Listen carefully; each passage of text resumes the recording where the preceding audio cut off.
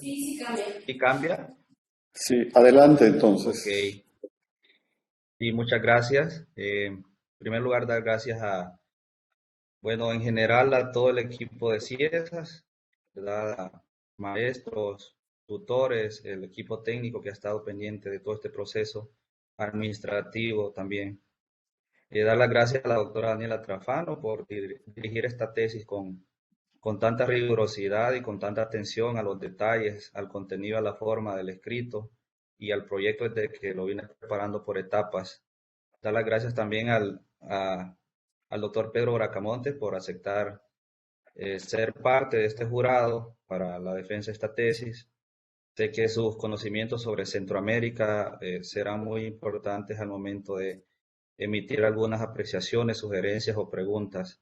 Al doctor Alberto Santana, que para este programa fue quizás el primer lazo para poder, digamos, ir hasta México y estudiar este posgrado, ya que ya él dirige un seminario de exilios en Latinoamérica y poco a poco me fui integrando a ese proyecto. Al maestro Rolando Sierra, que a la vez es un impulsor de mi carrera, y he estado pendiente de cada uno de mis pasos y a la vez por ser parte de este jurado en específico. Como lo han dicho, o se los puedo repetir un poco, el tema es exilio hondureños en México durante la dictadura de Tiburcio Carías Andino, que cubre la tercera década del siglo XX hasta 1948. Para recordar un poco sobre el problema de investigación, eh, yo me preguntaba, de que venía iniciando las etapas del proyecto, cómo el exilio hondureño en México propició la creación de una red política de oposición ante la dictadura del presidente Carías Andino. En este sentido, me planteé unos objetivos que van, en primer lugar, comprender el contexto hondureño y las condiciones que propiciaron el exilio. Considero que es indispensable presentar el contexto represivo que expulsó a la oposición y que estos opositores luego se convirtieron en exiliados. Conocer la diplomacia mexicana y su impacto en la acogida de los exiliados hondureños. Ciertamente de sus diligencias dependió su recepción en México. Explorar los espacios de lucha cimentados en México, en este caso ya es para aterrizar sobre todo la idea sobre el exilio hondureño en México, saber cuáles son sus proyectos políticos y los mecanismos que utilizaron para la denuncia de la dictadura, a la vez los espacios de solidaridad que se consolidaron en el espacio mexicano. Entonces es un análisis de las agrupaciones políticas hondureñas en México. En este sentido, aclarar que no todos son exiliados propiamente dicho. Algunos ya habían llegado a tierras mexicanas y otros se fueron por motivos de estudio, motivos de trabajo, incluso por motivos de trabajo en algunas dependencias diplomáticas. Hablar un poco de la metodología, pero sobre todo enfatizar los acervos y los usos de estos espacios o archivos. El archivo madre, puedo decir que es el Archivo de Relaciones Exteriores de México, el Genaro Estrada. En este archivo me encontré con informes políticos, correspondencia y recortes de prensa. Entonces, me ayudó en primer lugar a conocer el contexto, eso sí, desde la visión de los agentes consulares mexicanos, el contexto político de Honduras, a veces en específico el caso de las relaciones exteriores entre Honduras y México. Las correspondencias consulares también sirvieron mucho para comprender ese contexto y muy vital los recortes de prensa, ¿no? Porque en parte debido a que durante pandemia los archivos en Honduras el acceso estaba bastante restringido. Estos recortes de prensa son de aquellos diarios y periódicos que circulaban en Honduras para la época. Entonces, en parte también me ahorró, digamos, o me ayudó a llenar ese vacío de la consulta de archivos en Honduras y ahí se giraban notas relacionadas a la política nacional, muy importantes y que fueron utilizadas en el escrito. El Fondo Rafael Oro Valle de la UNAM, sobre todo la consulta de su correspondencia personal y telegramas, me ayudó a comprender un poco el contexto centroamericano para las décadas del 30, 40 y 50, comprender también el rol que jugó Rafael Oro Valle en la oposición hondureña en México. El Archivo General de la Nación de México, Tuve poco acceso porque se complicaron, las citas se complicaban para esos tiempos, pero pude consultar al menos el periódico En Marcha y el periódico Combate, ya vamos a comentar más adelante sobre su contenido, y los reportes de la Dirección de Investigaciones Políticas y Sociales de México, ¿no? Dedicados sobre todo a reportear sobre colectivos o individuos que se consideraban deberían ser vigilados por las autoridades mexicanas. Seguidamente voy a comentar los hallazgos o resultados de cada capítulo. Son 3 capítulos. El primero es Honduras y México, ¿no? En este sentido seguí una lógica de presentar los dos contextos, el país expulsor Honduras y el país receptor México. Y aquí lo menciono, el contexto represivo al país receptor, ¿no? 1930 al 50. En el caso de México, al menos unas pinceladas de cuál era la política exterior y la recepción para esas décadas. Para el caso de Honduras y el contexto expulsor, yo hago hincapié en la represión, la vigilancia y el control, ¿no? Que al menos mi propuesta es que fue viabilizada por un contexto represivo que estaba apoyado en unos tentáculos, podemos decir, en primer lugar la policía secreta de Carías, seguido de la penitenciaría central y el diario La Época, ¿no? Más adelante voy a explicar al menos cómo operaban estos centros, ¿no? Que permitían la vigilancia de algunos colectivos o individuos considerados peligrosos para el régimen. Entonces, una matriz política punitiva del régimen de Carías. Menciona ahí que estas instituciones constituyeron esa matriz y se articuló esa red de vigilancia, intimidación, espionaje y persecución, ¿no? Para construir esta matriz política punitiva, también me apoyé en los documentos de la Policía Secreta de Carías, publicadas por el historiador Inestrosa acá en Honduras. Al menos las operaciones, y quiero destacar dos. En el caso de la policía secreta, también existía una relación con lo que se denominaban las orejas, ¿no? Que informaban a algunos agentes de la policía secreta y esta tomaba nota y lo pasaba a los altos mandos, ¿no? Aquí presento al menos un caso de Zulema Membreño que reportaba que en un departamento o en una ciudad del sur de Honduras, Choluteca, una mujer llevaba y traía comunicación a los enemigos del gobierno, ¿no? Entonces era una forma de establecer, sí, estas orejas en zonas estratégicas del país para mantener informado a las autoridades que se encontraban en el centro, en este caso en la capital Tegucigalpa. Como se ve, es un informe al general Reina, ¿no? De 1937. En el caso de Diario La Época, pues recibí información de San Pedro Sula y la transmití al presidente. También hay que recalcar que en este caso, el diario La Época publicaba los perfiles de algunos líderes políticos de oposición. Entonces, en primer término era para, digo yo, en este sentido, crear perfiles e intimidar a la oposición, luego dar a conocer a nivel de opinión pública cuáles eran los opositores a Carías y que estas orejas podrían informar sobre las actuaciones de estos individuos. En el caso de la Penitenciaría Central, desde dentro, Carías Lindo, a la vez era un familiar cercano de Tiburcio Carías Andino, era el director de esta penitenciaría central, registraba las novedades ocurridas en el centro bajo su mando, ¿no? Entonces, sobre todo, prestaba mucha atención a todos los asuntos relacionados con los presos políticos y la comunicación hacia el exterior del recinto, ¿no? En este caso, mencionar que en la penitenciaría central algunos líderes claves a mencionar serían Castillo Vega, que formó parte del Consejo del Partido Liberal de Honduras, uno de los partidos históricos en Honduras, en ese tiempo fungió como un integrante de ese consejo para las elecciones de 1932, ¿no? En estas elecciones, eh, Ángel Zúñiga Huete y Tiburcio Carías Andino contendieron y Tiburcio Carías logró la presidencia, ¿no? Entonces, desde ese momento, eh, Castillo Vega se perfiló, digamos, como un opositor y luego se volvió un blanco de la dictadura de Carías. Él estuvo preso en la penitenciaría central. Mencionar a Gómez Robelo, él fue director de una revista, de una revista Asociación Médica, y dirigió un golpe contra Carías, ¿no? Quisieron derrocarlo en 1943, entonces otro blanco de la dictadura de Carías que llegó a la penitenciaría central.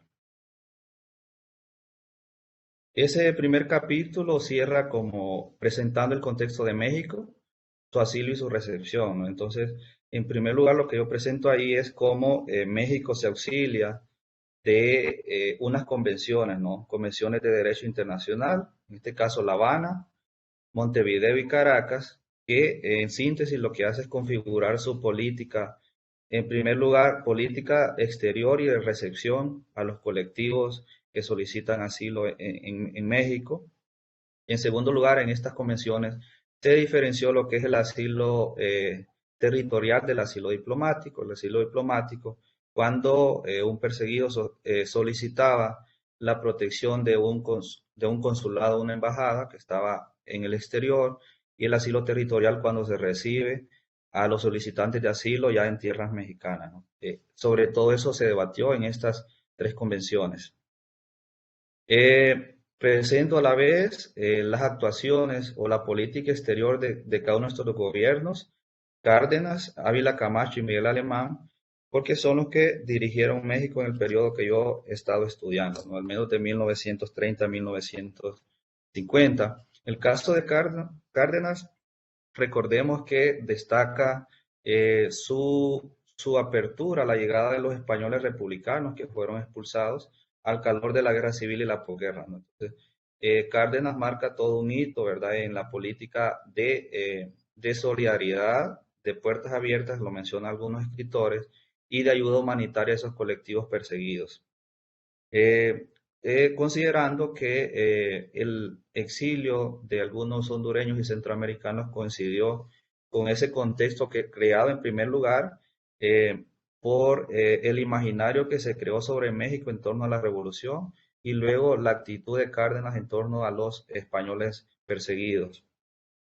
Luego presento el gobierno de Ávila Camacho y me baso sobre todo en aquellos informes presidenciales que él dirigía al Congreso, y él lo que estipulaba es que se seguía la tradicional política de asilo, ¿no? Retomaban en esos casos algunos postulados y actuaciones de Cárdenas, ¿ya? Que se había ofrecido refugio a otros españoles, en este caso unos que se encontraban en África del Norte. En el caso de Miguel Alemán, ahí sí coincide y se habla en específico del caso centroamericano, ¿no? En este caso, la Embajada de México en Guatemala, a partir de los 40, eh, recibió a perseguidos que protestaban en favor del restablecimiento constitucional y en contra de la dictadura del general Ubico. Ya, luego vamos a mencionar también el contexto represor y de dictaduras de Centroamérica que coincidían con el gobierno de Tiburcio Carías Andino. En el caso del capítulo 2 es presentar el contexto centroamericano en primer lugar, político, el contexto de dictaduras, y en segundo lugar, integrar al exilio hondureño en un amplio exilio centroamericano en México.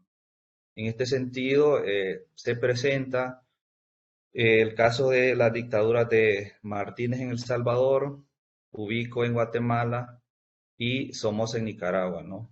Decir que estos países vecinos se vieron como un posible destino o como un lugar de paso por parte de algunos perseguidos políticos hondureños, pero el clima que les recibió no fue el más apto, ¿no? Por eso le vamos a ver que lo que se consideraba como un lugar de destino en el caso de los países centroamericanos se convirtió primero en un lugar para tramar algunos proyectos de oposición a Carías y en segundo lugar como un lugar de paso para seguir, digamos, la ruta hacia México. Y al menos los hallazgos que yo puedo presentar es que existía una dinámica política regional y algunos agentes diplomáticos mexicanos mencionan que ellos detectan una identidad política regional en Centroamérica, ¿no? Para este periodo de estudio, en este caso identificaba que los gobiernos dictatoriales se basaban en políticas represoras, en reformas constitucionales pseudolegales, en represión, en vigilancia e intimidación a la oposición política. Entonces eso le da un carácter de identidad política regional a estos gobiernos de 1930 al 50. Luego, lo que yo he encontrado es que los exiliados fueron, diciéndolo así, utilizados como un mecanismo de negociación, ¿no? Por parte de los dictadores de la región. Al menos para mencionar un caso, en 1936 existió un debate entre Honduras y Nicaragua, ¿no?, sobre un tratado para la exportación de quesos y ganados hacia Honduras. Estos deberían estar exentos de impuestos, ¿no? Estos productos y los derivados del ganado entraban por el sur de Honduras, por Choluteca, y deberían estar exentos de impuestos. El debate se alargó y al final se llegó a una negociación. El caso de Honduras pagó una cantidad de dinero para evadir, digamos, esa presión del gobierno nicaragüense. Pero años después, para 1938, Nicaragua reclamó de nuevo sobre ese tratado, ¿no? Entonces, como la pugna por ese tratado, en principio, pues era intereses económicos, políticos, pero en específico, eh, se negoció que a cambio de la firma de ese tratado para exportación de quesos y ganados hacia Honduras, Nicaragua aseguraba la vigilancia y el control de los hondureños que se habían exiliado en Nicaragua, ¿no? Entonces era una forma de negociar, sí, y los exiliados hondureños se encontraban, digamos, entre dos juegos. En primero, Honduras como lugar expulsor, Nicaragua como un lugar al que se habían dirigido, pero que también estaban sometidos a la vigilancia del presidente y las autoridades policiales de la época. En este caso, una actuación de Nicaragua en torno al control de estos exiliados es la prisión a la que fueron sometidos los líderes Ángeles Zúñiga Huete, un liberal de los máximos oponentes a Carías, y Venancio Callejas, un liberal que se exilió en El Salvador. En un momento perteneció al cuerpo político de Carías, pero luego entró en contradicciones por sus líneas políticas y se dirigió a El Salvador, ¿no? Entonces, Nicaragua los redujo a prisión y luego los expulsó hacia Costa Rica. Ese segundo capítulo cierra integrando el exilio centroamericano en México. Sobre todo, enfatizo ahí el activismo político de la oposición. Cuando pensé esta forma de enfatizar el exilio centroamericano, quise encontrar pistas para el momento de estudiar el exilio político hondureño, ¿no? Y cuáles eran las acciones y las plataformas de denuncia ante el gobierno de Carías. Entonces me sirvió como un espejo para poder luego, digamos, enfatizar o especificar cuál había sido el activismo político de la oposición hondureña en México. Aquí lo mencionaba de Centroamérica a México, ¿por qué? Porque les dije, se dirigieron los exiliados hondureños a Centroamérica, el clima no era propicio, ¿no? Y en este caso sigue una propuesta teórica de algunos estudiosos del exilio latinoamericano, que el exiliado se dirige a un lugar de destino propicio, en primer lugar, para salvaguardar su vida y en segundo lugar, para continuar con su activismo político.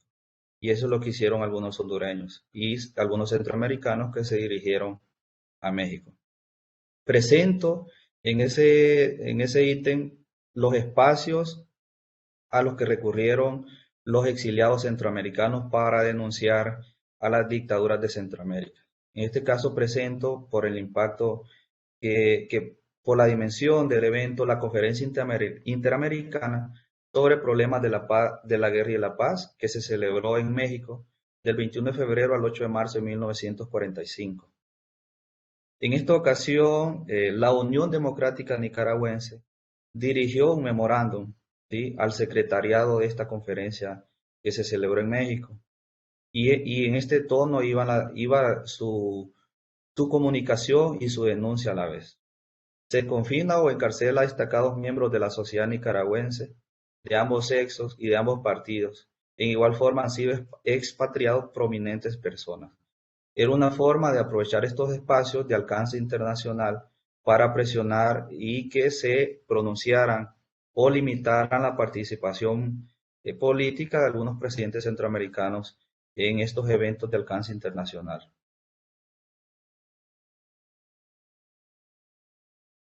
Continuaban, a esa comunicación se unieron otros centroamericanos, El Salvador, Honduras y Nicaragua. En este caso se unen Honduras y El Salvador, y dirigieron telegramas a la misma conferencia.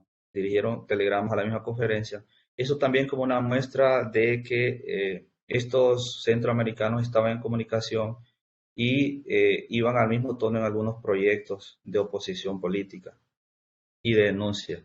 En este caso ya lo que se presenta es que se interpreta el sentir de millares de emigrados del Salvador, Honduras y Nicaragua, amparados ahora por la democracia de México, Guatemala y Costa Rica. Y aquí ya se solicita, pedimos declaración categórica sobre no admitir en la Unión Panamericana gobiernos que no representan la voluntad popular. Entonces, en este caso ya el comunicado está, digamos, tomando la voz de un colectivo, ¿no? Para que de estos espacios se denuncie, se dé a conocer la situación de Centroamérica y las dictaduras imperantes en la región.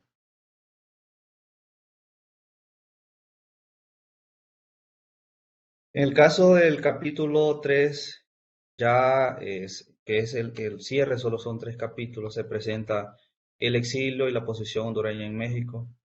Esto siguiendo algunos comentarios que se hicieron a lo largo de los avances presentados en los coloquios. Se me preguntaron, ¿exiliados o opositores? Pues al final lo que me di cuenta y consideré lo más sensato era presentar sobre los que eran meramente exiliados y aquellos que eran opositores, aquellos opositores que llegaron a México por motivos de trabajo, como le he mencionado, o que llegaron incluso algunos en calidad de turistas, al final alargaron su estadía y se radicaron en México. Presento en este capítulo México ante el exilio. En este caso marco algunos hitos de la recepción de México, algunos asilados, partiendo del exilio español en primer lugar y las políticas de Cárdenas, luego la oleada de exilios provocadas por el nazismo y el fascismo, ¿sí?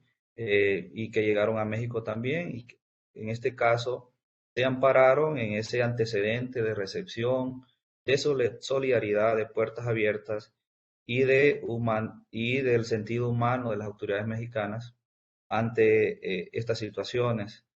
En tercer lugar, ese ítem de México ante el exilio presento lo que es algunos rasgos del exilio centroamericano en general y menciono al menos en un espacio breve que la recepción de México se extendió hasta los 60, ¿no? Recordemos que en el caso del Cono Sur, las dictaduras de Brasil de 1964 en adelante creó un contexto represivo en el Cono Sur. Estamos hablando de Argentina, Chile, Brasil, y entonces de nuevo otra oleada de exiliados hacia México. Digamos que podemos marcar 3 momentos: el exilio español, el exilio del nazismo y el fascismo, el exilio centroamericano que está cercano por la época de los 30 y 40, y los exilios políticos del Cono Sur, ¿no? Entonces, de nuevo, unas puertas de recepción ante estos colectivos. En este sentido, para el Cono Sur ya se ha estudiado el exilio brasileño, el exilio chileno se ha estudiado, igual en Colmex algunos investigadores se dedican a estudiar el tema, como el caso de Pablo Yankelevich y otros. En el caso es presentar 3 oleadas y para ver que los hondureños se basaron en un antecedente marcado por esa recepción a estos exilios. Luego presento un apartado de México ante el exilio hondureño. En este caso, la Agencia de Diplomáticos y Políticos Hondureños. Vamos a ver al menos un ejemplo. Una campaña antiasilo del gobierno hondureño que fue una reacción ante la agencia y diligencia de los diplomáticos mexicanos, los recelos a causa de esas mismas diligencias, ¿sí? Los recelos hacia México. Luego ya voy acercándome al exilio hondureño en México, las organizaciones políticas en el exilio, la oposición en acción, en este caso los espacios, medios y campañas, y se cierra este capítulo con los mecanismos de vigilancia, ¿sí? Se recibieron a un colectivo de centroamericanos y hondureños en México, pero también se procedió a la vigilancia de estos colectivos. México ante el exilio hondureño, caso de los diplomáticos. Antes yo presento que el contexto que llevó a las diligencias de estos diplomáticos mexicanos está marcado por el exilio de Venancio Calleja en 1936, opositor a Carías, y la creación de la Asociación Revolucionaria Hondureña en México en 1938. Luego voy a presentar un poco más sobre estas asociaciones políticas. Un complot de 1943 en el que se intentó derrocar a Carías y se arrestaron a los principales organizadores y ejecutores del complot. Bueno, al final se detectó el complot y no se llevó a cabo. Y la matanza en 1944, que según investigaciones de la historiografía hondureña, es uno de los signos de la forma de gobernar de Carías. En este sentido, en San Pedro Sula se presentaron a protestar sobre Carías, se pedía que dejara el poder, la libertad de los presos políticos, y se les reprimió, ¿no? En este caso, se responsabiliza al ministro de Guerra y Marina, Juan Manuel Gálvez, quien sucedió a Carías en su gobierno por esta matanza de 1944. Y luego de ese antecedente, la actuación de José Muñoz Cota, embajador de México en Honduras, quien en 1945 intervino a favor de presos políticos, ¿no? Y él mismo lo menciona en sus informes que desde hace tiempo hacía gestión en favor de la libertad de los presos políticos, y ahí menciona que la prisión fue originada por acontecimientos del 43, el complot, y el 4 de julio, la matanza. Las reacciones, una campaña anti-asilo, el gobierno de Tiburcio Carías Andino se sirvió de su diario oficial, La Época, ¿sí?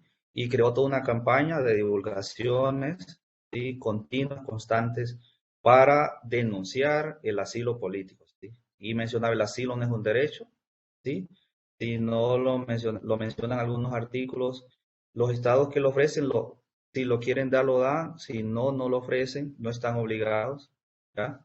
Pero también en esta campaña se negaba que algunos políticos habían sido apresados en primer lugar, luego se les negaba la condición de perseguidos políticos. Existía una línea discursiva a los perseguidos políticos desde el diario La Época y el gobierno oficial. Se les mencionaba como emigrados, ¿sí? Que por su propia cuenta decidieron dejar el país. Y los diplomáticos, por sus agencias, se les consideró enemigos de la Honduras tranquila, ¿no? Eh, Porque con sus asistencias, con su solidaridad, con su ayuda, con su acogida en las oficinas consulares o de embajada, estaban promulgando actos subversivos en contra del gobierno. Y aquí lo dice, no pueden los estados convertirse en cuarteles generales y enemigos de la paz, ¿no? A los consulados y embajadas que recibían a los perseguidos hondureños se les llevaba a considerar cuarteles generales y enemigos de la paz, ya que se consideraba que de ahí se planeaban algunos proyectos de subversión ante Carías. Las organizaciones políticas en el exilio, en 1938, la Asociación Revolucionaria Hondureña, que pasó a llamarse Frente Democrático Revolucionario Hondureño en el 45, ¿no? También se formó el Comité Liberal Demócrata de Honduras en México. El líder era Ángel Zúñiga Huete, ¿no? Líder liberal y opositor a Carías. Y aquí están los principios por los que se regían estas organizaciones políticas: unidad, justicia, libertad, libertad y el imperio de la democracia, la libertad, la ley y la justicia, ¿sí? Y estas organizaciones políticas hondureñas en México coincidieron con la Unión Democrática Centroamericana de 1943, que aglutinó a la emigración política de Centroamérica, nicaragüenses, guatemaltecos, hondureños, ¿sí? Y esta se identificaba con ideas unionistas. Esto es interesante por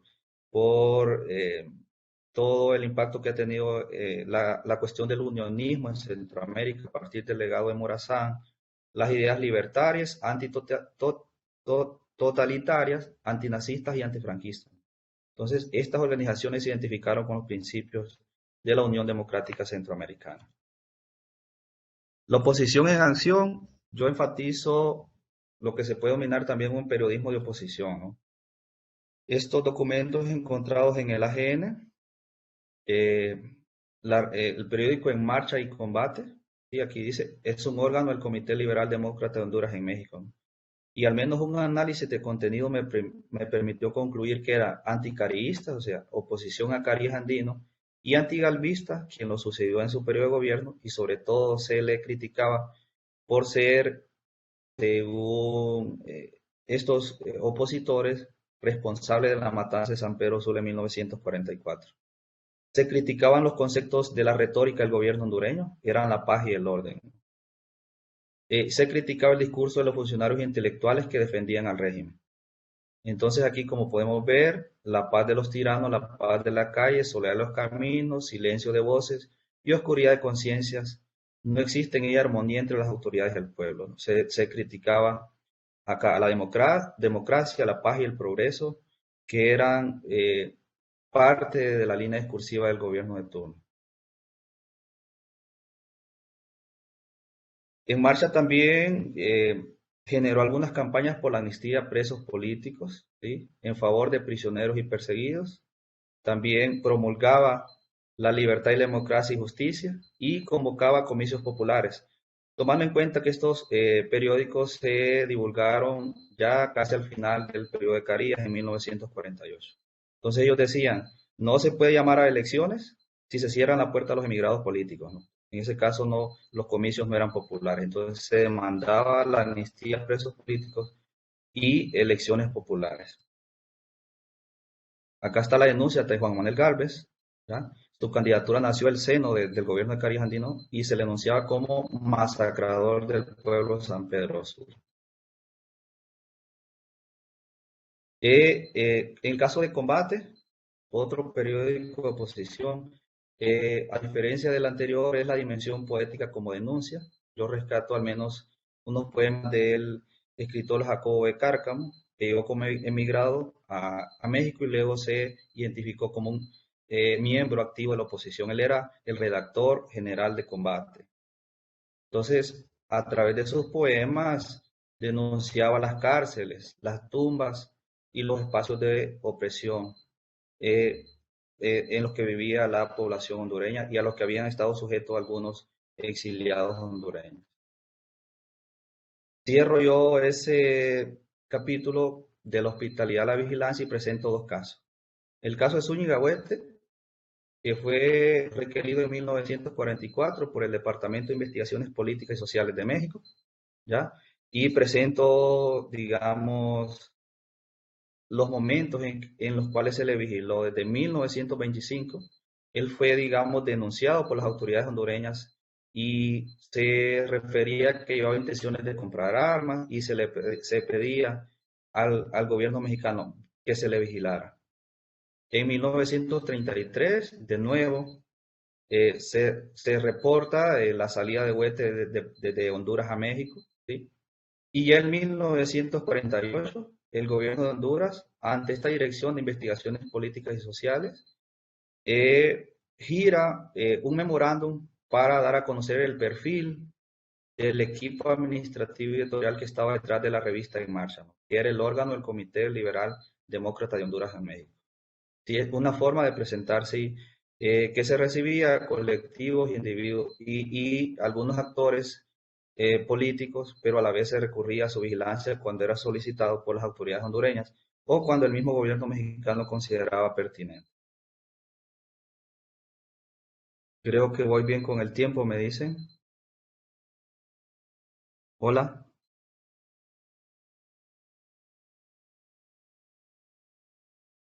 Hola. Puedes ir cerrando, vas bien con el tiempo, unos Sí, 3 minutos para ok, redondear la idea. ok, sí. Estoy presentando en este momento un balance de cierre, ¿sí? ¿Se está viendo? Sí, Ok, sí, es un Adelante. balance de cierre, sí, sobre todo para puntualizar lo del capítulo 1, como lo mencionaba, sobre todo la matriz política punitiva del gobierno de Carías.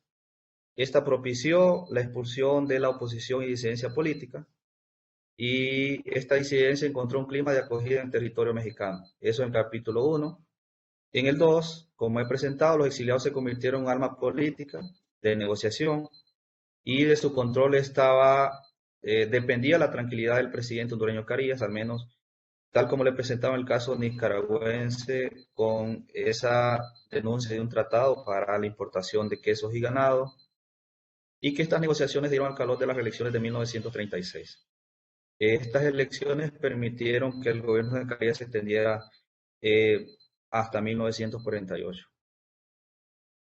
Luego, ese capítulo 2 enfatizado las plataformas de denuncia, presentaba el caso centroamericano en general, servirse de esa conferencia de la guerra y la paz para denunciar a las dictaduras de Centroamérica, y en el caso de hondureño específico, la prensa, ¿no? Combate y en marcha. Y la radio lo digo porque, al menos desde Centroamérica, se utilizó este mecanismo para emitir algunos cables informáticos sobre el estado de la oposición hondureña en Centroamérica. En el capítulo 3, remato aquí que los proyectos de denuncia de los exilados hondureños fue posible por la apertura del contexto mexicano, ¿sí? La apertura política y el margen de agencia, ¿sí? Así como los espacios de solidaridad. Aquí hablar del papel que desempeñó Vicente Lombardo Toledano, la Confederación de Trabajadores de América Latina y su revista Futuro, que esta era divulgada por la Universidad Obrera. Espacios de solidaridad porque se permitía en sus páginas denunciar las dictaduras de Centroamérica. Y luego cierro con que México fue solidario. Esto tiene su correlato en las diligencias diplomáticas, hospitalario. Signo de ello es la acogida en tierras mexicanas, pero también representó con la vigilancia un obstáculo para los planes de la oposición hondureña. Unos pendientes, considero yo, profundizar en el estudio de las relaciones Honduras-México. En este caso seguiría los estudios del doctor Alberto Santana, que ha publicado un primer libro sobre esto, pero en este caso yo lo sugiero estudiar estas relaciones desde la asistencia a los exiliados hondureños, analizar las expresiones de antimexicanismo en Centroamérica, porque ante las diligencias de los diplomáticos mexicanos se generó toda una campaña de antimexicanismo, se denunciaba a México como el laboratorio del comunismo y que este era exportado a Centroamérica por parte de los agentes consulares y diplomáticos. Pertinente, creo yo, un estudio de redes o una biografía colectiva de los exiliados hondureños en México. Y al tratar el periodismo de oposición, al menos con las pinceladas que he presentado, surgen pistas para investigar a otros profesionistas, médicos, profesores y escritores. Y creo pertinente también conectar el estudio del exilio hondureño a casos poco estudiados, por ejemplo, el exilio salvadoreño. Y hasta ahí llego.